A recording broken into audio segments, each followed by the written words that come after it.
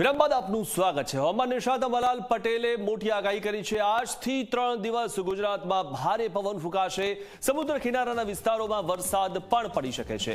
આજે, કાલે અને પરમ દિવસે ભારે પવન ફૂંકાવાનો છે। સૌરાષ્ટ્ર, ઉત્તર અને મધ્ય ગુજરાતના હવામાનમાં અચાનક પલટો આવવાનો છે, ત્યારે નવસારી અને સુરત આસપાસના ભાગોમાં હવામાનમાં પલટો આવશે।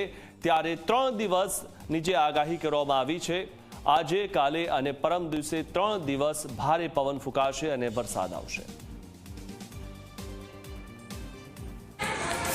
આગામી દિવસોમાં ભારે પવનના તોફાનો, વીજ ગશ અને લગભગ ઝડપી પવનો ને સાથે સાથે ક્યાંક વરસાદ, ક્યાંક મેઘગર્જના અને ભારે વિન્ડ ગસ્ટ સાથે સમુદ્ર કિનારે ભારે પવન ફૂંકાવાની શક્યતા રહેશે, જેમાં લગભગ તારીખ 28, 29 અને 30માં ગુજરાતના ભિન્ન ભાગોમાં ભારે વિન્ડ ગસ્ટ પવન ફૂંકાવાની શક્યતા રહેશે।